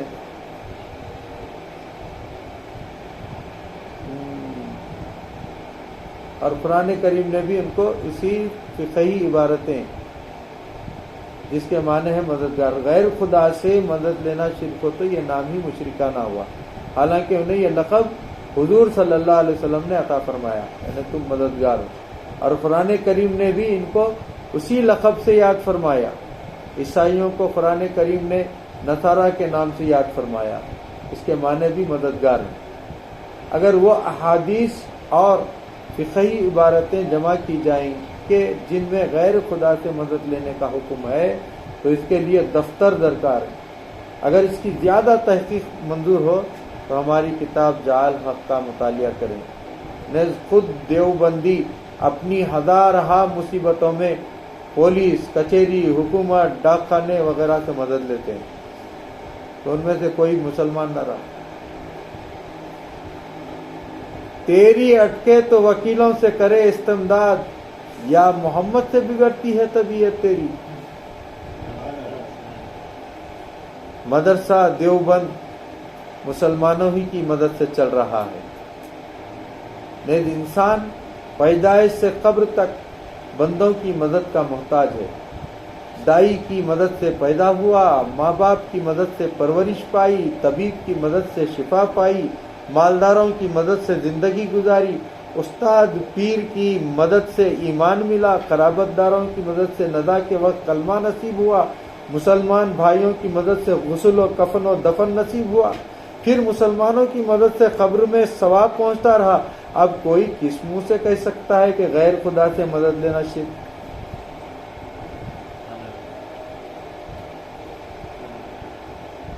جہاں مدد کو خدا کے ساتھ خاص کیا گیا ہے وہ حقیقی مدد ہے، وہ حقیقی مدد ہے. اور جہاں غیر خدا سے مدد لینے کا حکم ہے وہاں مدد بالواسطہ ہے. لہذا تمام آیتیں اور احادیث مطابق ہو گئیں.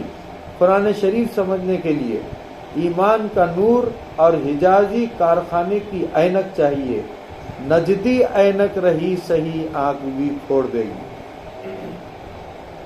سوال: زندوں سے مدد مانگنا تو جائز ہے، مگر مرے ہواؤں سے مدد لینا بالکل شرک ہے. جواب: اس آیت میں زندہ اور مردہ کا کوئی فرق نہیں کیا گیا. جیسے ایاک نعبد میں عبادت کو اللہ کے ساتھ خاص کیا گیا کہ خدا کے سوا نہ زندہ کی عبادت جائز نہ مردہ کی، اسی طرح ایاک نستعین میں بھی ہونا چاہیے. جواب: مدد لینا دو طرح پر ہے، جسم سے اور روح سے. کسی سے کہنا پانی پلا دو، روٹی پکا دو وغیرہ، یہ جسم کی مدد ہے. اور کسی اللہ والے سے عرض کرنا کہ ہماری بگڑی بنا دو، بارگاہ الہی میں عرض کر کے بچہ دلا دو، ہمیں جنت دے دو، جیسے کہ صحابہ اکرام حضور صلی اللہ علیہ وسلم سے عرض کیا کرتے تھے، دوزخ سے بچا لو، حق سے ملا دو. یہ سب روحانی مدد ہے. مرنے سے صرف بعض لوگوں کا جسم بیکار ہو جاتا ہے، روح کی طاقتیں تو بڑھ جاتی ہیں. میت قبر میں سے اوپر کے سارے حالات دیکھتی ہے اور ہلکی سی آوازیں بھی سنتی ہے، تو جو روح اپنی زندگی میں روحانی امداد کر سکتی ہے، بعد وفات بدرجہ اولا مدد اس سے بھی بہتر مدد کر سکتی ہے. نیز دیکھو، شب معراج میں حضرت موسیٰ نے مسلمانوں کی مدد کی، 50 نمازوں کی 5 کرا دی. یہ مدد موسیٰ علیہ السلام نے اپنی وفات سے قریباً 3000 سال بعد کی. اب بھی حضور صلی اللہ علیہ وسلم کے نام کی مدد سے کافر مومن بنتے ہیں. موسیٰ و ہارون کے تبرکات کی مدد سے بنی اسرائیل نے جالوت پر فتح پائی. رب فرماتا ہے فیہ بقیۃ مما ترک آل موسیٰ و آل ہارون. حضور کی وفات کے بعد صحابہ حضور صلی اللہ علیہ وسلم کے لباس و بال دھو کر شفا کے لیے پیتے تھے اور حضور کی مدد سے شفا پاتے تھے. دیوبندیوں کے بزرگوں اور عام اولیاء اللہ نے حضور صلی اللہ علیہ وسلم سے ہمیشہ مددیں مانگی ہیں اور مدد مانگنے کو جائز رکھا ہے. چنانچہ مولوی محمود حسن صاحب دیوبندیوں کے شیخ الہند اپنے ترجمہ قرآن میں، جس کے 4 پاروں کا ترجمہ انہوں نے کیا ہے، باقی مولوی شبیر احمد صاحب نے ایاک نستعین کے ماتحت فرماتے ہیں، ہاں اگر کسی مقبول بندے کو واسطہ رحمت الہی اور غیر مستقل سمجھ کر استعانت ظاہری اس سے کرے تو یہ جائز ہے. یہ استعانت در حقیقت حق تعالیٰ ہی سے استعانت ہے، اس کی پوری تحقیق جعل حق میں دیکھو. بہرحال اس ایاک نستعین کے وہی معنی کرنے پڑیں گے جو ہم نے عرض کر لیے. آریوں کا اعتراض.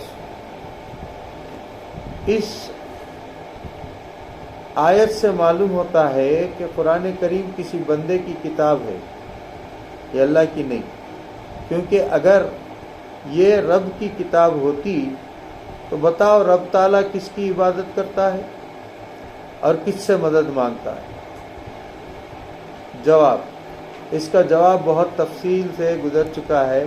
ایک بار بابا خلیل داس بنارسی سے ایک آریہ نے یہی اعتراض کیا تھا، تو انہوں نے وہی جواب دیا جو ہم پہلے عرض کر چکے ہیں، اور پھر فرمایا کہ اگر کہیں وید سے ثابت کر دو کہ یہ وید اللہ کا کلام ہے تو تم کو 1000 روپیہ انعام دیا جائے گا. بلکہ وید میں تو اللہ کا کوئی ذاتی نام بھی نہیں آیا. اوم، بھگوان، پرماتما، سروشکتیمان وغیرہ اس کے صفتی نام رکھ لیے گئے ہیں. بلکہ اوم تو گانے کا سر ہے جس کو آریوں نے خدا کا نام سمجھ رکھا ہے. قرآن کریم نے تو صاف فرمایا تنزیل من رب العالمین وغیرہ، یعنی قرآن خدا کی طرف سے اترا، آؤ میں تم کو دکھاؤں کہ وید بنانے والا کون ہے۔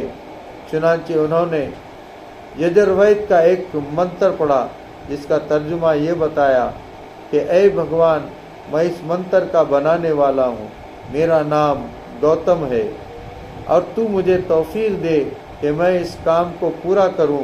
دیکھو وید یہ صاف کہہ رہا ہے کہ یہ بندوں کا بنایا ہوا ہے۔ اس پر وہ آریہ خاموش ہو گیا۔ ہاں اللہ اکبر۔ اور ایک آیت شروع ہو رہی ہے، اہدنا الصراط المستقیم۔ تعلق، ہدایت دے ہم کو راستہ سیدھا، یعنی ہم کو سیدھا راستہ چلا۔ اس آیت کا پہلی آیتوں سے چند طرح تعلق ہے۔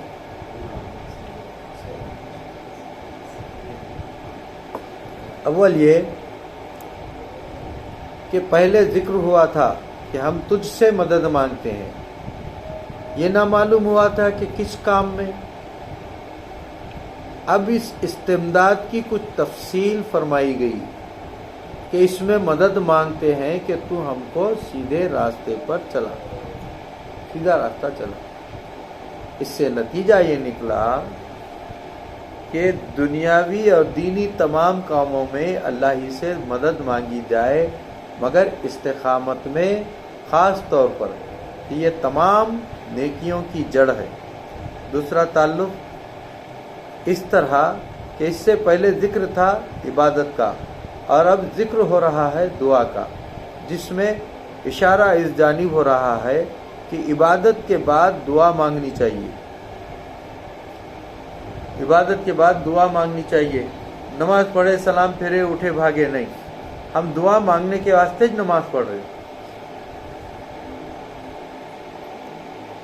عبادت کے بعد دعا مانگنی چاہیے، اسی لیے سنت ہے کہ نماز کے بعد دعا مانگے۔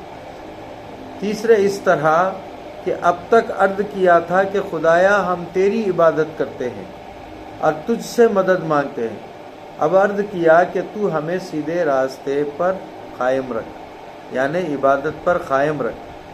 ایسا نہ ہو کہ کچھ روز عبادت کر کے ہم چھوڑ دیں، بلکہ ہمیشہ تیری عبادت میں مشغول رہیں، کہ یہی صراط مستقیم ہے۔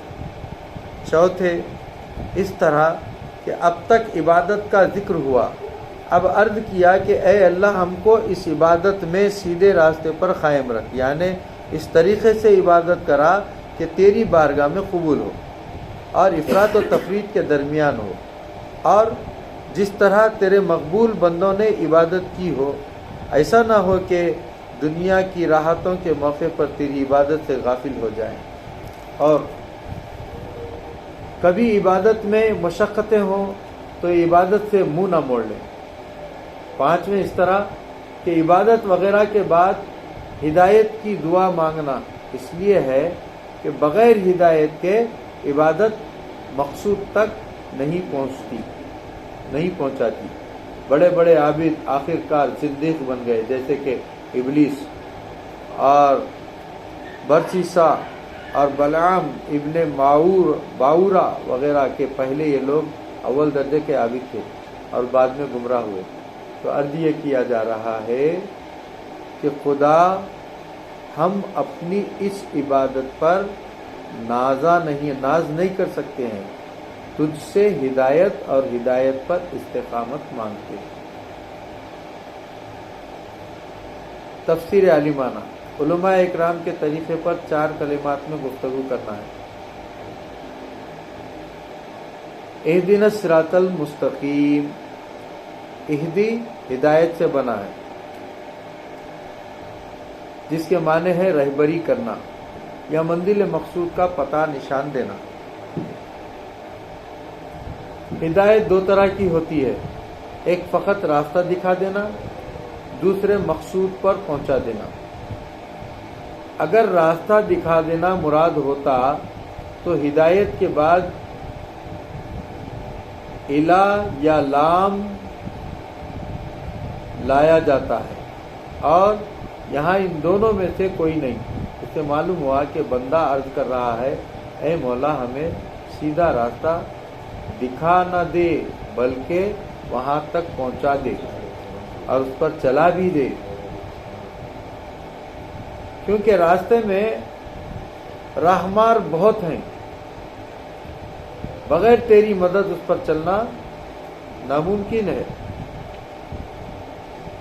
نا سے معلوم ہوا کہ دعا کرنے والا سب کے لیے دعا کر رہا ہے، یہ نہیں کہتا کہ فقط مجھے ہدایت دے، بلکہ ہم سب کو اس جمع میں چند فائدے ہیں۔ ایک یہ کہ جس طرح وہ عبادت زیادہ مقبول ہوتی ہے جو مسلمانوں کی جماعت کے ساتھ کی جائے، اسی طرح وہ دعا بھی زیادہ مقبول ہوتی ہے جو سب کے لیے کی جائے، کیونکہ اگر ایک کے لیے بھی قبول ہوئی تو امید ہے کہ سب کے لیے قبول ہو جائے گی۔ اسی لیے دعا کے اول اور آخر درود شریف پڑھا جاتا ہے، کیونکہ درود شریف یقیناً قبول ہوتا ہے۔ تو رحمت الہی سے امید قوی ہے کہ وہ درمیان کی دعا کو نہ چھوڑے، بلکہ آس پاس کے درود شریف کی برکت سے اسے بھی قبول فرما لے گا۔ تفسیر کبیر یہی مقام۔ دوسرے اس لیے کہ اگر ایک شخص ہدایت پر آ گیا اور باقی سب گمراہ رہیں تو گمراہوں میں اس ایک کی زندگی دشوار ہو جائے گی، کیونکہ اگر ایک شخص ان سب کی موافقت کرے تو خود بھی گمراہ ہوتا ہے، اور مخالفت کرے تو دشمنی پیدا ہوتی ہے اور زندگی تلخ ہو جاتی ہے۔ بس یہی ضروری ہے کہ سب کو ہدایت ملے تاکہ ان سب کی دونوں زندگیاں درست ہو جائیں۔ تفسیر عزیزی۔ تیسرے اس لیے کہ حدیث پاک میں ہے کہ تم بے گناہ زبان سے دعا مانگو۔ صحابہ اکرام نے عرض کیا یا رسول اللہ صلی اللہ علیہ وسلم، بے گناہ زبان کہاں سے لائیں؟ فرمایا کہ ہر ایک دوسرے کے حق میں دعا کرے، اپنے لیے نہیں، ہر ایک دوسرے کے حق میں دعا کرے کہ اپنی زبان اپنے لیے گناہگار ہے نہ کہ غیر کے لیے۔ تفسیر کبیر۔ اس سے معلوم ہوا کہ دعا کی مقبولیت کا راز یہ ہے کہ سب کے لیے کی جائے۔ جو چاہیے کہ میری دعا بارگاہ الہی میں مقبول ہو، اپنے ساتھ سب کے لیے دعا کرے اور کہے اے اللہ ہم سب کو یہ عطا فرما۔ خیال رہے کہ کافروں کے لیے ایمان ہدایت ہے، مومن کے لیے تقوی، متقی کے لیے کمال تقوی، اور مقبولوں کے لیے قرب الہی، مقربین کے لیے کمال قرب ہدایت۔ لہذا اگر کافر یہ آیت پڑھے تو ایمان کی دعا ہے، گناہگار کے لیے تقوی کی، متقی کے لیے قرب کی دعا ہے۔ لہذا اس آیت سے یہ نہیں کہا جا سکتا ہے کہ معاذ اللہ حضور صلی اللہ علیہ وسلم بھی گناہگار تھے، ورنہ وہ یہ آیت کیوں پڑھتے تھے؟ دیکھو بھائی، گندے لوہے کے لیے صفائی کا ذریعہ ہے، صاف لوہے کے لیے پردہ بنا کر قیمتی کر دینے کا ذریعہ، سونے کے لیے زیور بنا کر محبوب کے قرب کا ذریعہ۔ الصراط شرط سے بنا ہے، جس کے معنی ہے نگل لینا، چونکہ راستہ مسافر کو اس طرح اپنے اندر لے لیتا ہے جیسے کھانے والا لقمے کو، اس لیے راستے کو صراط کہتے ہیں۔ اصطلاح میں صراط اس شارع عام یعنی اس عام اور وسیع راستے کو کہتے ہیں جس میں چند آدمی مل کر چل سکیں، اور تنگ گلی کوچے جن میں چند آدمیوں کے مل جل کر چلنے کی گنجائش نہ ہو، انہیں صراط نہیں کہا جاتا ہے۔ چونکہ دعا سب کے لیے مانگی گئی ہے، اس لیے صراط فرمانا ہی بہتر تھا۔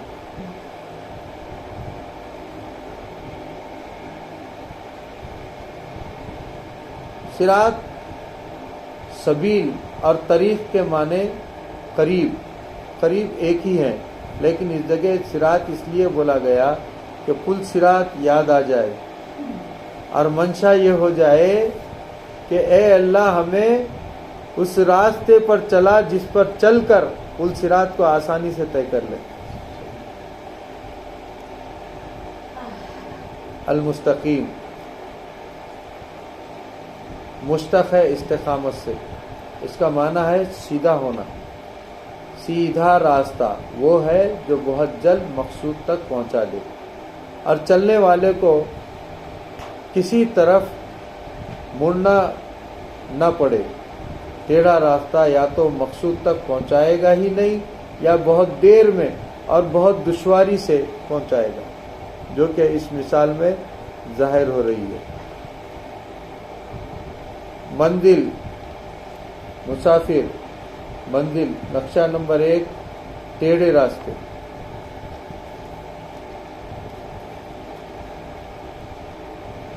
راستے مسافر کو منزل تک پہنچا سکتے ہی نہیں.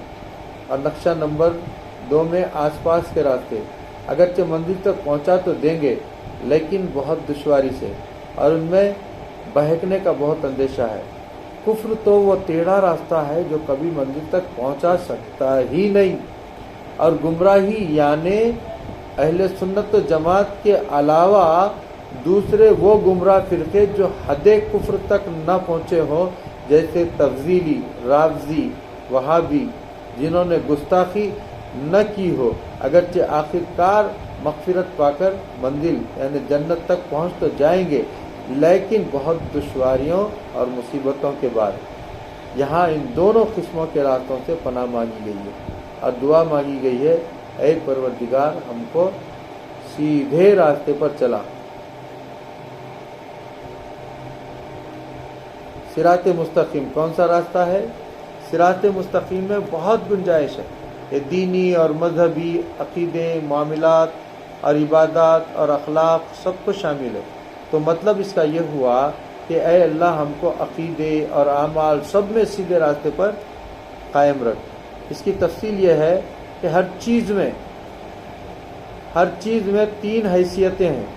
ایک فرات یعنی زیادتی، تفرید یعنی کمی، میانہ روی نہ زیادتی نہ کمی.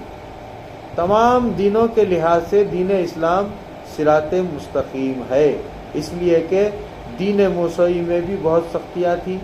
1/4 حصہ زکوٰۃ واجب تھی. ناپاک کپڑے اور ناپاک کھال کو کاٹنا یا جلانا پڑتا تھا. عبادت خانوں کے سوا کہیں عبادت نہ ہو سکتی تھی. سخت سزا کے بعد توبہ قبول ہوتی تھی. دین عیسوی میں بہت نرمی تھی کہ شراب اور سور بھی حلال تھی. دین اسلام میں نہ پہلی سی سختیاں ہیں نہ دوسری سی نرمیاں. زکوٰۃ میں 40واں حصہ واجب اور وہ بھی سدھا آسانیوں کے ساتھ. ہر جگہ مسجد یا غیر مسجد میں نماز جائز. دوسری بڑے سے بڑا گناہ توبہ سے معاف. ناپاک کو پاک کرنے کے لیے 30-32 طریقے نہایت آسان. کپڑے وغیرہ کو صاف پانی بہا کر پاک کر لو. تانبے اور شیشے کے برتنوں کو صرف رگڑ کر پاک کر لو. ناپاک دودھ اور تیل وغیرہ کو پاک جنس کے ساتھ بہا کر پاک کر لو. اگر پانی میسر نہ ہو تو تیمم کر کے نماز ادا کر لو وغیرہ وغیرہ.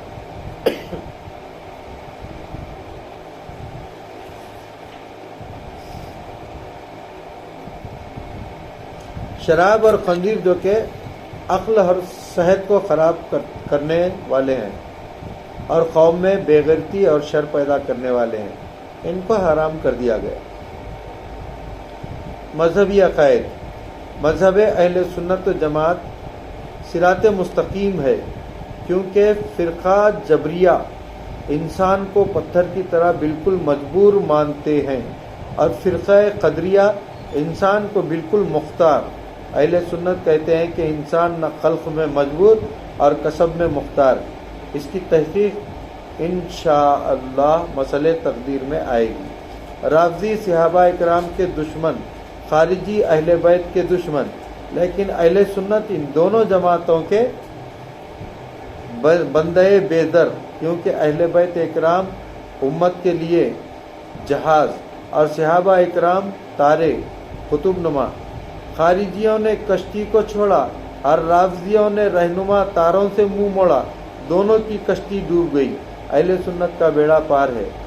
चकड़ालवियों ने हदीस और फिक़ा को छोड़ा और गैर मुखल्लिदों ने फिक़ा से मुंह मोड़ा। देवबंदियों ने नबियों और वलियों से रिश्ता तोड़ा, बल्कि अल्लाह और रसूल से मुकाबले की ठानी। मुआज़ल्लाह, रब को झूठा ठहराया, उसके महबूब अलैहिस्सलातु वस्सलाम को बेइल्म और अपना जैसा बताया, हर कार खैर को हराम करार दिया और जहन्नम का रास्ता लिया। अहले सुन्नत ने बहम्दिही ताला सबको उनके दर्जे के मुआफिक माना, यही रास्ता सिरात मुस्तकीम करार पाया। अल्लाह ताला हम सबको इस पर कायम रखे। आमाल में वो आमाल सिरात मुस्तकीम है जो इस्लाम और कुरान ने सिखाए। इबादत अखलाक, घर के अखराजात, सब में दरमियानी चाल चलन। सिरात मुस्तकीम एक शख्स नवाफिल में मशगूल होकर तमाम अहले खराबत के हुकूक से बेपरवाह हो जाता है। दूसरा आदमी दुनियावी झगड़ों में मसरूफियत की वजह से याद खुदा से गाफिल, दोनों सिरात मुस्तकीम पर नहीं है। तीसरा रब की याद भी करता है, सबके हक भी अदा करता है, बेशक वही सिरात मुस्तकीम पर कायम। उसी को हदीस पाक में इस तरह बयान फरमाया कि सो भी और रात को इबादत भी करो, रोजे भी रखो और इफ्तार भी करो, तुम्हारी आंख का तुम पर हक है, तुम्हारी बीवी का तुम पर हक है, तुम्हारे मेहमान का तुम पर हक है, वगैरह वगैरह। यहाँ तक के मुहद्दिसीन एक बाब बांधते हैं, बाबुल क़सद फिल अमल, यानी आमाल में मियाना रवी का बाब। कुरान पाक ने फरमाया वकज़ालिका जअलनाकुम उम्मतन वसता, ऐ मुसलमानों हमने तुमको दरमियानी उम्मत बनाया। अखलाक में वो खल्क सिरात मुस्तकीम है जो नबी करीम सल्लल्लाहु अलैहि वसल्लम का था। कभी किसी हाल में किसी पर गुस्सा न करना बेगैरती है और खुददारी के खिलाफ है, और हर वक्त गुस्से में रहना बदखुल्की है। अल्लाह के लिए गुस्सा करना दुश्मनाने दीन से बेदारी और दुनियावी मामलात में बुरदबारी हल्के मुस्तफ़ा है। 30 तफसीर सूफियाना। गर्ज के अगर सिरात मुस्तकीम की पूरी तफसीर की जाए तो इसके लिए बहुत बड़ा दफ्तर दरकार है। बतौर नमूना ये चंद बातें दर्ज कर दी गई हैं। रब ताला इस पर चलने की तौफीक अता फरमाए। तफसीर सूफियाना। हिदायत चंद तरह की है। एक हिदायत इल्हामी जो बगैर किसी के बताए खुद ब खुद हासिल हो,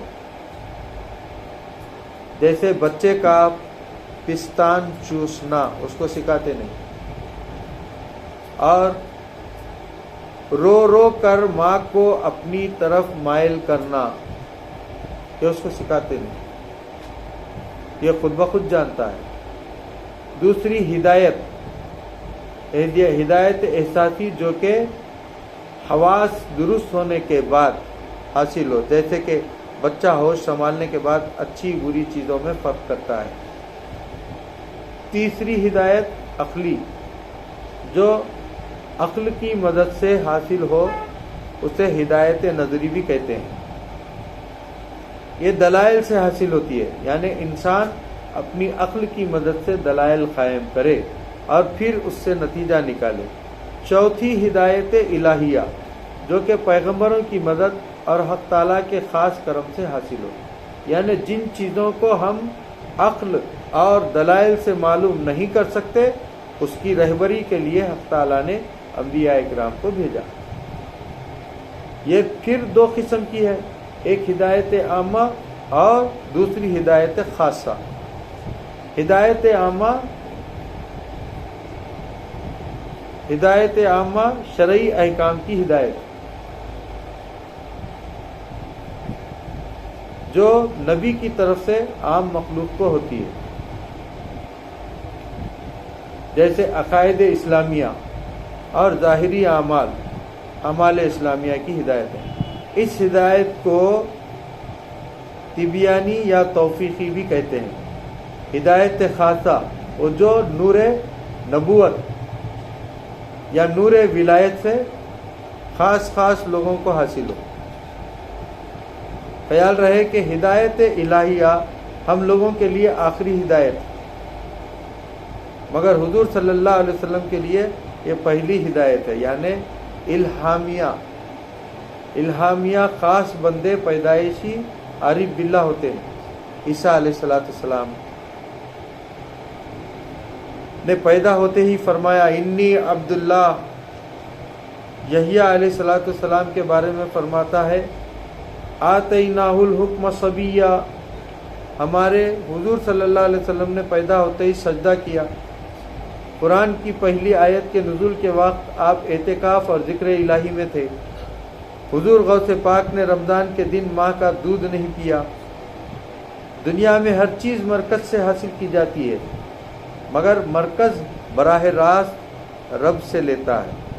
تمام دنیا سمندر سے پانی لیتی ہے، مگر سمندر رب سے۔ تمام تارے سورج سے روشن نور لیتے ہیں، مگر سورج رب سے منور ہے۔ سمندر پانی کا مرکز، سورج نور کا مرکز، جناب مصطفیٰ صلی اللہ علیہ وسلم ہدایت کے مرکز۔ مولانا روم فرماتے ہیں گرب استدلال کارے دی بدے، فخر راضی راز دارے دی بدے، پائے استدلالیاں چوبی بود، پائے چوبی سخت بے تمکی بود۔ مولانا روم نے فرمایا کہ اس قسم کی ہدایت حاصل کرنے کے لیے فخر الدین جیسی ہستی کی عقل بھی کافی نہیں، کیونکہ یہ ہدایت عقل سے ورا ہے۔ اسی لیے صوفیاء کرام فرماتے ہیں کہ ظاہری عالم کی پہنچ دلیل تک ہے، اور صوفی کی رسائی کشف و مکاشفے تک ہے، یعنی ظاہری عالم بتا کر اور شیخ طریقت دکھا کر سمجھاتا ہے۔ ظاہری عالم صاحب قال اور یہ صاحب حال ہے۔ مولانا اس کو ادا فرماتے ہیں قال را بگزار مرد حال شو، زیر پائے کامل پامال شو۔ پھر فرماتے ہیں سرما کن در چشم خاک اولیاء، تابہ بینی ز ابتدا تا انتہا۔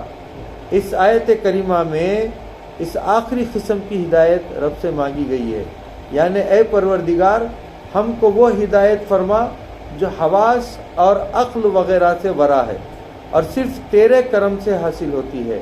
اسی لیے کہا گیا اہدی، تو ہمیں ہدایت دے۔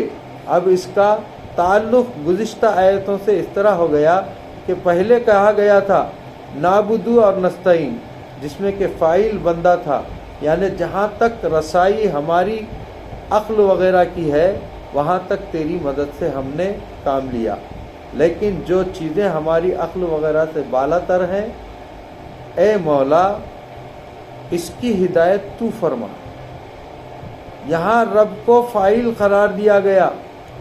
اب اہدنا میں نا سے مراد ان حضرات کی وہ جماعت ہے جو ان کی یار طریقت اور واقف حقیقت ہو، تو گویا کہا یہ جا رہا ہے کہ اے اللہ اس جنگل میں ہم نے قدم تو رکھ دیا، لیکن اپنے تک پہنچنے کا راستہ، یعنی وہ راستہ جس کی تو انتہا ہو، اس کی رہبری تو ہی فرما دے۔ راہ رو راہ محبت تھک نہ جانا راہ میں، رہ روے راہ محبت تک نہ جانا راہ میں، لذت صحرا نوردی دوری منزل میں ہے۔ الصراط المستقیم، صوفیاء اکرام کے نزدیک صراط مستقیم کی چند تفسیریں ہیں۔ ایک یہ کہ صراط مستقیم وہ راستہ ہے جو محبت اور عقل دونوں کو جامع ہو، جس کا نام ہے سلوک، کیونکہ محض عقل جو عشق الہی سے خالی ہو بے دینی ہے، اور محض عشق جس میں عقل قائم نہ رہے جذب ہے۔ ان دونوں راستوں میں افراط تفریط ہے، اور رب تعالیٰ کی محبت بھی رب تعالیٰ کی محبت بھی کامل ہو، عقل بھی باقی ہو، یہ سلوک ہے، وہی اس جگہ مطلوب ہے۔ سالک مجذوب سے اعلیٰ ہے۔ موسیٰ علیہ السلام تجلی صفات دیکھ کر بے ہوش ہو گئے۔ یہ جذب ہوا۔ حضور نبی کریم صلی اللہ علیہ وسلم معراج میں عین ذات کو دیکھ کر تبسم ہی فرماتے رہے، یہ سلوک ہوا۔ موسیٰ ز ہوش رفت و یک پرتو صفات، تو عین ذات میں نگری در تبسمی۔ دوسرے یہ کہ جو راستہ ذات الہی تک پہنچا دے وہ صراط مستقیم ہے، اس کے علاوہ اور راستے افراط و تفریط سے خالی نہیں۔ یہ حضرات فقط جنت پر قناعت نہیں کرتے، حور و قصور پر صبر نہیں کرتے، یہ تو اس راستے کو ڈھونڈتے ہیں جس کی یہ منزلیں ہیں۔ گویا یہ کہا جا رہا ہے کہ اے اللہ، راستے بہت سے ہیں اور ادھر بلانے والے مختلف ذوق کے لوگ ہیں۔ شیطان اور راستے کی طرف دعوت دے رہا ہے، نفس اور طرف کھینچ رہا ہے، دشمن کہیں اور لے جانا چاہتے ہیں، دوست کہیں اور پہنچانے کی تمنا رکھتے ہیں، لیکن اے مولا، ہم تو اس راستے کے طالب ہیں جو تجھ تک پہنچا دے۔ وہ راستہ وہی ہے جس میں انسان راضی بردا رہے۔ علماء اکرام کے نزدیک اچھے عقیدے قلب کا سیدھا راستہ ہے اور نیک اعمال خالق کا صراط مستقیم جو مومن کو جنت تک پہنچاتے ہیں۔ صوفیاء اکرام کے نزدیک سلسلہ مشائخ وہ سیدھا راستہ ہے جو مومن کو اللہ تک پہنچاتا ہے۔ اس دعا سے چند مسئلے معلوم ہوئے۔ ایک یہ کہ ہر شخص مرتے وقت تک راستے میں ہے، منزل پر بعد موت پہنچے گا۔ جیسے مسافر راستے میں مال و متاع کی نگرانی کرتا ہے، ایسے ہی ہر شخص اپنے اعمال کا نگراں ہے۔ دوسرے یہ کہ اللہ کی بڑی نعمت یہ ہے کہ انسان کو سیدھا راستہ چلنے کی توفیق مل جائے، اسی لیے سورہ فاتحہ میں صرف اس کی دعا کرائی گئی ہے۔ تیسرے یہ کہ اللہ تک بغیر وسیلہ نہیں پہنچ سکتے، ورنہ پھر راستے کی کیا ضرورت ہوتی؟ رب ہم سے قریب ہے، پہنچنے کے لیے راستے کی کیا ضرورت ہوتی؟ قریب ہے، مگر اس سے دور اس لیے ہم راہ طے کرنے کے محتاج ہیں۔ تفسیر کبیر میں اس جگہ ایک حکایت نقل کی گئی ہے۔ حضرت ابراہیم ابن ادھم باپ یادہ حج کو جا رہے تھے۔ ایک ناقہ سوار بدوی نے پوچھا، آپ کہاں جاتے ہیں؟ فرمایا بیت اللہ شریف۔ اس نے کہا، آپ دیوانے معلوم ہوتے ہیں، اتنا لمبا سفر، نہ آپ کے پاس سواری نہ تو توشہ، شاید آپ کو موت لائی ہے۔ حضرت ابراہیم رحمۃ اللہ علیہ نے فرمایا کہ تیرے پاس ایک سواری ہے، میں بہت سی سواریاں رکھتا ہوں، لیکن وہ تجھ کو نظر نہیں آتی۔ عرض کیا، وہ کون سی سواریاں ہیں؟ فرمانے لگے، جب مجھ پر کوئی بلا آتی ہے تو صبر کے گھوڑے پر سواری کرتا ہوں، جب نعمت پاتا ہوں تو شکر کی سواری پر سوار ہو جاتا ہوں، جب کوئی رب کی قضا آتی ہے تو رضا پر سوار ہوتا ہوں، جب نفس کسی طرف بلاتا ہے تو اپنی عمر پر بے اعتمادی کے گھوڑے پر سواری کرتا ہوں۔ بدوی بولا، بے شک آپ سوار اور میں پیادہ ہوں۔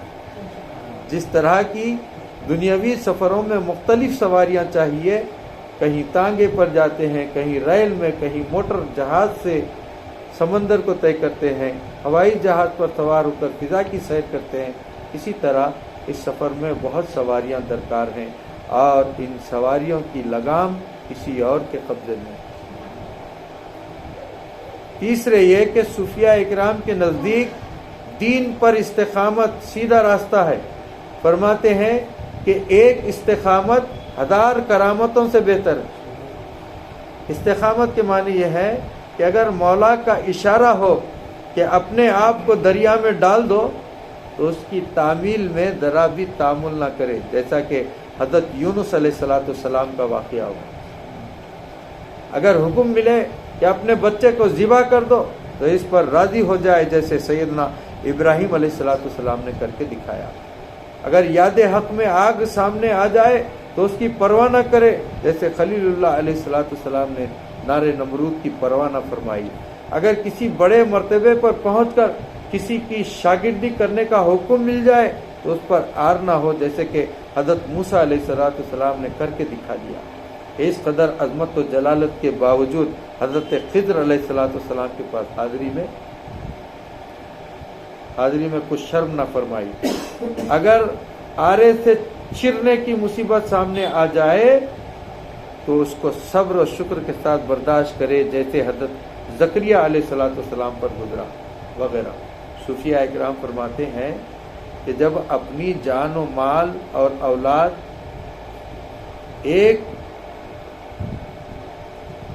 ایک پردہ بن جائے، جب اپنی جان و مال اور اولاد ایک پردہ بن جائے تو اس کو پھاڑ دو۔ اس وقت ان کا پھاڑنا فضول خرچی نہیں، بلکہ یہ محبوب سے ملنے کا ذریعہ۔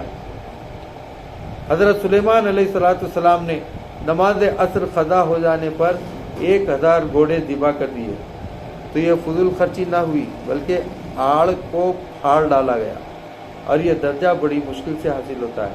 اس لیے عرض کیا، اے اللہ تو ہدایت دے۔ اعتراض۔